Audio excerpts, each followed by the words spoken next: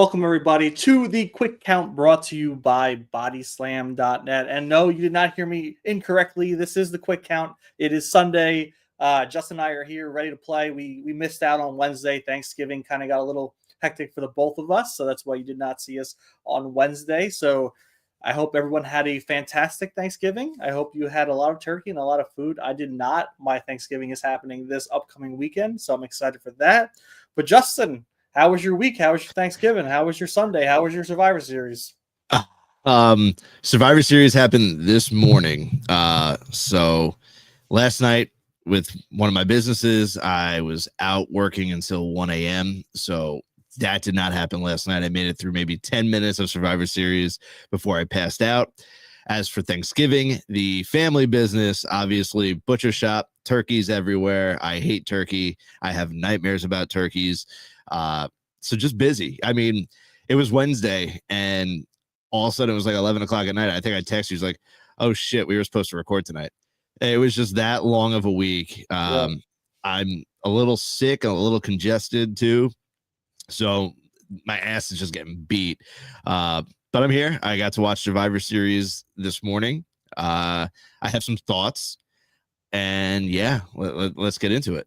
Yeah, let's hear those thoughts. I want to go. I don't know if we should start low and go high or start with a high note and start going low, because maybe I want to start a little more optimistic and then we can work our way down. I want to talk about, which to me, I don't know if it's the same for you, was the highlight of the night, was the Intercontinental Championship match. And I know people were annoyed because it's John Cena's last PLE match, technically, not counting, Saturday night's main event, but to have him lose the Intercontinental Championship. But to me, in my eyes, great showing for Dominic. Dominic lost twice to Cena. He dropped the belt to Cena so Cena can have his moment to be a Grand Slam champion. And at this moment in this match, and this time in San Diego, it was John Cena versus the entire Judgment Day. It wasn't just John Cena versus Dominic. So, I mean, the cards were stacked against him, as everyone saw. And to me, I think it actually opens up the match for Saturday night's main event to him actually win. He could actually win on his way out. He put the Judgment Day over and Dom over last night in a great way. So maybe Cena does go out with a win and ends his retirement tour on a high. And I think he might have to, with the way he's been, treated through this retirement tour. I don't know how you feel, Justin, but what's your thoughts on it? I still think he loses. I think just John Cena being John Cena, he's going to want to go out on his back. He's going to want to put someone else over. He's done a great job of doing that. I mean, Dom Mysterio, I don't know if he needed the Cena boost because of the propulsion that he was already on, that, just the dude can't miss. It definitely doesn't hurt to, now say that you've beat John Cena for his, the last title that he's ever lost is now to Dirty Dominic Mysterio.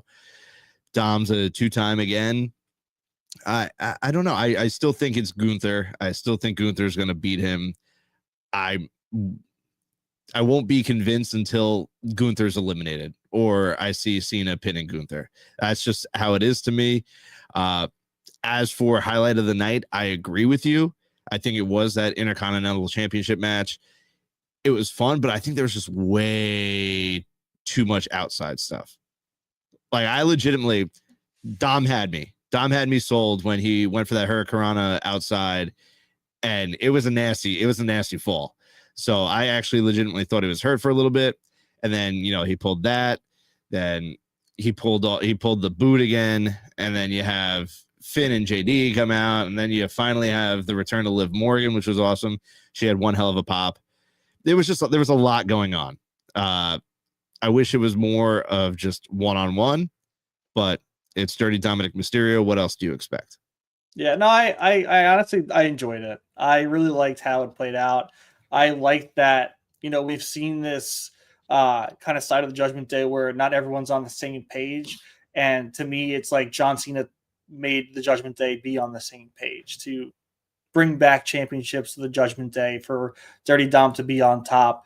And I liked it. Raquel and Roxanne got a big moment beating up John Cena to get thrown out. I love that the referee didn't count when Dirty Dom came back in the ring after he faked the injury. I thought that was awesome. He was like, yo, what is this? I see him hung up on the ropes. Your shoulder's hurt. You didn't put him on the ropes. Now he's on his back. We're not doing this right now.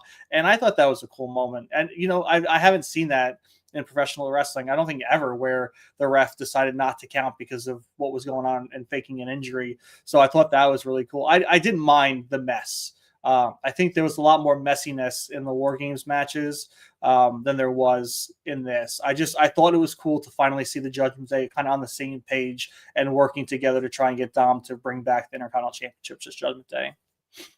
Yeah, like I said, like that was the highlight for me. Everything else, just to sum it up, just to sum up the show as a whole, I think was a little lackluster. I don't know what I was, but I also don't know what I was expecting. Like, what were my expectations? Because you have a ginormous return in CM Punk two years ago now, and then I just don't know what I was expecting. I don't know if I was expecting some crazy return. I just don't know what. Yeah, I just don't know what I was thinking I was going to get, and then watching what I did get, I can't say I was pleased with it, but I also can't say that I was like fully disappointed. So it was just kind of like meh. I feel bad for the people that bought tickets to go to Petco Park because Survivor Series is supposed to be one of the major PLEs, and that felt like just a show that just needed to get to, like, let's say the Rumble. Like, it was just some random PLE that they just had to get through that month. And I don't know, it didn't have that hype for me. Yeah, there's two things that kind of went through my mind watching the War Games matches. One, I'd rather have the traditional Survivor Series matches back.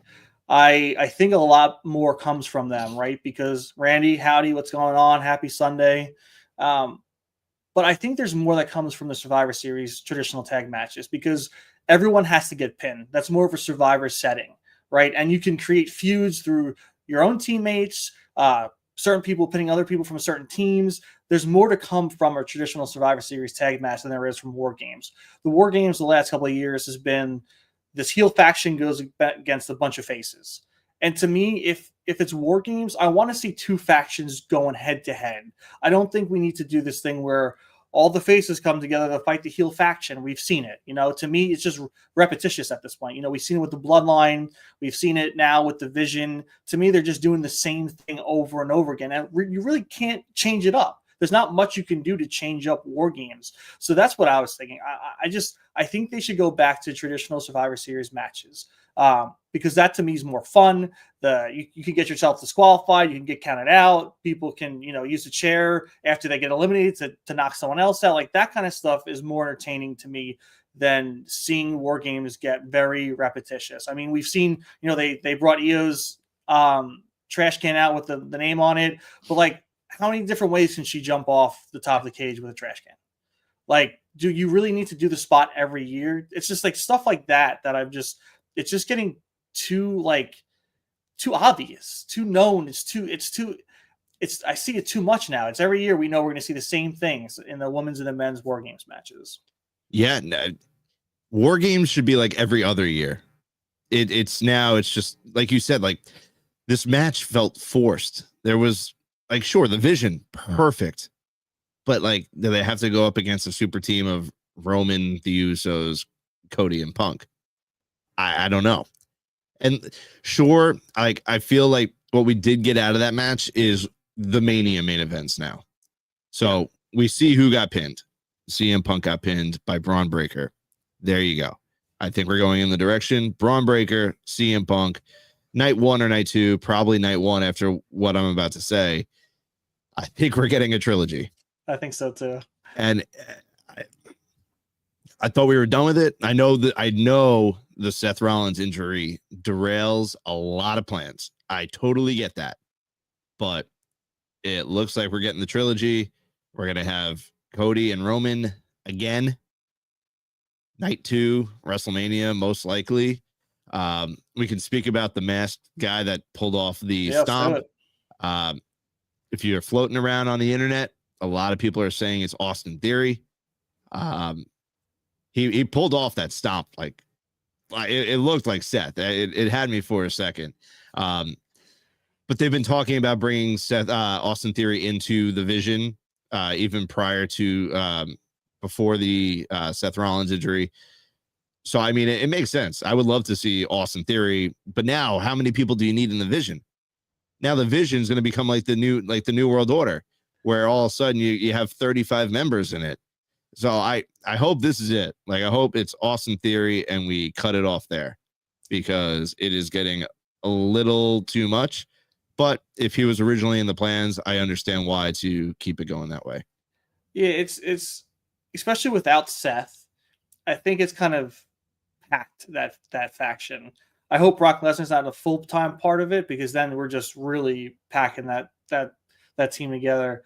But if they were going to bring in Austin Theory all along, I feel like they should either turn on Logan. Like, if they show Monday night that Austin Theory is the guy, they can boot out Logan and have the three of them instead. I think, to me, that would work a lot better.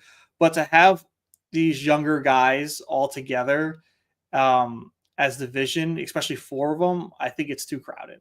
Maybe not. Maybe they can pull it off if they don't want to dump Logan, but they could definitely pull the angle where they beat up Logan, toss him out because they just use them for war games, which I think would be pretty cool.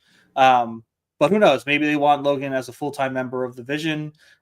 If you watch the post conference, they kept asking, is Logan full-time part of the Vision? And Paul Heyman kept saying, I don't know who the masked man was.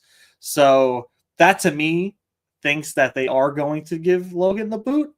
But I guess we'll see what happens. Yeah, now I didn't get to watch the post presser, so if this answers it, you let me know. But where do we go with Brock Lesnar from here? Because Paul Heyman walked out with Brock Lesnar. Is it now? I mean, clearly now Braun Breaker is the focal point of the Vision. We've seen that. But is Brock a part of the Vision, or is he just like a big beast that's protecting the Vision? Like what do you see going on here with Brock Lesnar? Because now him and Paul Heyman are back together, it looks like. So where do we go here from Brock? Is he just the protector of said Vision? I have no clue. I really, I don't. It makes, to me, like maybe he was just the one-off to help them for war games. And I mean, what else do you do with him though? Like, if the trajectory of Brock Lesnar is, of Cody and Roman is WrestleMania and CM Punk and Breaker is WrestleMania, like, where do you even put Brock Lesnar in this fold? Who does he feud with? It would make the Usos? Like, that doesn't make any sense. So I don't know. I think Brock we might see on the sideline, but I don't know. It's tough. They if they want to, they could maybe make him the focal point instead and have him and Braun Breaker kind of feud it out a little bit leading into WrestleMania to see who's the actual, alpha of the Vision. But other than that, I think they just like let Brock go back to, Minnesota and chill for 6 months to a year, bring him back for some other stupid thing. I don't know. Yeah, it wouldn't shock me if the next time we saw him was the Rumble. Yeah. And then obviously he was on the poster for Mania. So he's going to be in Las Vegas for Mania come, Mania season. But yeah, he might just, I'm with you. He probably will just disappear up until the Rumble, because then you don't need a storyline for the Rumble. And then I guess it gives them time to, whoever he's going to be in the ring with, it's going to be a big guy. So I'm assuming it's going to be like him and maybe Oba and Brock Lesnar. Yeah, they have that one-on-one in the Rumble. It builds up. Maybe Oba eliminates Brock. Brock takes out Oba like at Raw the next night. I can see that happening, and then we have Oba and Brock at Mania. Or you can even have Brock toss Oba right back over too and eliminate him for eliminating him. Like, right. That's what I'm hoping. That's what I'm also envisioning. That's what I really want to happen. And is that your vision? That is my vision. But yeah, I do hope that happens. I think Oba Femi is so ready for this. We've been talking about this for a while, and we were hoping for this to happen in War Games, but it didn't happen. So maybe we do see that at the Rumble. Maybe we do see that match at WrestleMania, and that can put Oba Femi on the map as the dominant force on either Raw or SmackDown moving forward for 2026. But yeah, I just to go back to the whole War Games thing. I want we saw it. We saw it with the MFTs versus that ragtag European, whatever you want to call that, team of Sammy and Ray Phoenix and Shinsuke and I forget who else was in it. Motor City Machine Guns. Yes, thank you. But to me, like that's, I mean, first off, it should have been Wyatt 6. We said it last time anyway. But to me, War Games would have been perfect for a Wyatt 6 versus the MFTs. And I know that's not the main event scene, but those are two factions going head to head that have something to prove. And I thought that would have been wonderful instead of keeping the same route of the faces versus a heel faction. So I hope that if they do War Games again, it's two factions. It's a face faction versus a heel faction. It's not some forced bullshit. And I've been preaching this for years now too, but bring back traditional Survivor Series matches at Survivor Series, not SmackDown before. Yeah, and sure, is it the prettiest War Games match, the MFTs versus the Wyatts? No, but there's more that can come out of that match. Yeah. Like what happened during War Games, that main event for the men, that could not have happened even better in a traditional? Like Cody elbowed Punk. That could have happened during a traditional. Like, I don't know. Like, sure, the weapons, I guess, but like, I don't know. I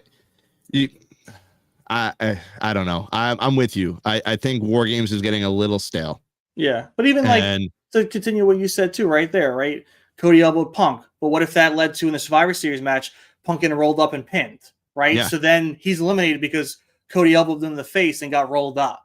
And to me, that adds more fuel to the fire than just like, oh, I hit you, sorry, and then like Punk pushes Cody out of the way for something. Right, and the match is still going. But yeah. I guess the only thing that comes to my mind is that they want to protect the people. Yeah, like Punk got pinned. I'm shocked by that, but now I understand why, because now Breakker is going to go and claim that he pinned the world champion and he deserves that title shot. I get it.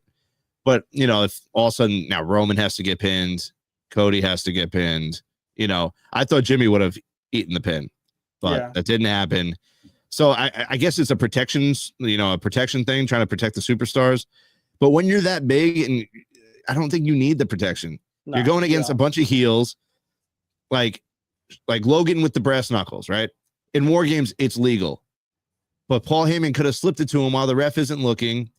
And, you know, now he just pinned Roman by using the brass knuckles illegally, which is a heel move, which is what they are. So they could have found ways around it where Roman didn't get pinned clean. Punk, you know, all three of them couldn't have gotten pinned clean, except maybe Jimmy. Who knows? But I don't know. Hopefully next year we go back to the traditional, because I miss them. I miss I just nostalgia, but like going back to like the team of the Bushwhackers and whoever else, and they're all in the backstage area and they're as a team talking, and I don't know. I just miss that type of crap. But who knows? I was disappointed in the PLE. It wasn't great. I'm not gonna lie. And to top it off, you know, they had, you know, Nikki versus Stephanie Buckhair, and I mean, it was okay. You know, I think Nikki did better than I thought she would do, but then again, she really didn't like try and overperform. She took a lot of the offense. She was on defense most of the time. She took a lot of the offense from Stephanie. You know, and she sold pretty well for what she was given. So I don't want to shit on that match, but it just was like, okay, we know who's going to win this one. You know, Stephanie's been this powerhouse since she came to WWE as a whole, for NXT and to Raw. So she's not going to lose to Nikki Bella, and especially Nikki Bella, that's lost every match up until, I mean, I think she's lost every match she's been in, like at least singles match since she's returned. So Stephanie Buckhair is not going to lose to that. Yeah, like you said, the match was fine. It was better than I expected, to be completely honest with you. The only way that I could have possibly seen Stephanie losing that match was if there was a return of Brie Bella. Yeah. And Brie helped Nikki. The Bellas are now both back and they're both heel. that would have made sense, because then you can still get the title back on Stephanie before Mania. You have plenty of time to do that. But now I don't see Stephanie losing at all until Mania. Yeah. Stephanie is locked in as champion. She is locked in on, like, if you WWE Unreal, when that comes out next year, you're gonna see that card, the potential card. Stephanie's locked in. She's locked in as world champion. Who's going to dethrone her? I don't know. Do they bring up, I don't know. I have no idea, but that was the only way. If there was a returning Brie Bella to help Nikki, that would have made sense to flip the title over. But no, I mean, other than that, there's no reason for Stephanie to lose that match. Yeah. And then I was hoping for on SmackDown we might see an Edge appearance, but then they went the re-pick route and they had The Miz slip his name into Nick Aldis's hands, which was interesting. I'd love to know who the name was on the paper that The Miz took, because that would be pretty cool to see. So maybe Miz confused with that person, but I was kind of bummed that they did that. I was hoping they would bring someone else in that didn't have a chance yet to fight for the spot. So here's my thing with that. So during the most recent house show tour, I believe whenever they were in Europe, I think it was, they had Joe Hendry and The Miz going at it. So in my mind, I think now that we know that Joe Hendry is a signed WWE superstar, I think eventually it'll come out that it was Joe Hendry on that piece of paper. Interesting. And they've already worked together. They've worked off camera. So I think it would be the perfect time to bring him into the main roster where, Joe Hendry has always spoke his things into existence, right? He's on this crazy warpath of whatever he says somehow comes true. And sure, he's in the deadline, the deadline match, the whatever that match is called, the Iron Survivor or whatever. Yeah. So I mean, John Cena said his name, which is cool. But I think it'll come out that The Miz slipped his name in, took Joe Hendry's name out, and then we get a little Joe Hendry The Miz feud as Joe Hendry's first main roster opponent. I dig that. I would love that. I think that'd be an awesome direction. That'd be a great start for Joe Hendry. I mean, why not go against The Miz? Yes, Kevin, the DJ, said Joe Hendry versus Miz makes a lot of sense. I feel like someone who's charismatic like Joe Hendry does so well, especially for like a real intro into his WWE debut, to go against someone like The Miz, like that mouthpiece, because The Miz can really help bring that out of people. So I am excited if that is the case. I would love it. I hope they do that for a while. Keep Joe Hendry busy with The Miz, and let them do promo battles. Let Joe Hendry do some songs about The Miz. Have The Miz do the same back. We've seen The Miz troll some people. We've seen him dress up as other superstars that he's feuding with. So, like, the sky's the limit when it comes to The Miz. So I do hope you're right. I do hope that happens. Yeah, I think it would be fun. And obviously, The Miz is the best, man. He is a pros pro. He's been around this business for forever. So he would be the perfect first opponent for Joe Hendry. I think it would be a lot of fun. But, hey, we'll see. We'll see what happens. But this is a quick count. We're at the 30-minute mark. You can probably hear it. I'm coughing and I'm under the weather. So I'm going to wrap it up a little shorter than usual. Thank you all so much for joining us. 277 of you at 12:53 on a Sunday afternoon. As you can tell below, please go subscribe to the Body Slam Patreon for all the breaking news, interviews, reports, and more. $5 a month. They're all killing it. If you're tuning in on YouTube, I think you might be on the Body Slam. Go to our YouTube. Give us a subscribe at the 10 Count Pod on all social media, especially YouTube. Please, please, please. I would love that. Next week we will definitely be back on Wednesday. Yes. So it'll be Wednesday and hopefully Sunday. Hopefully we'll get 2 episodes next week. Top left corner now, you'll see the QR code. That QR code will bring you to prowrestlingtees.com / the 10 count pod for the official merch for our podcast.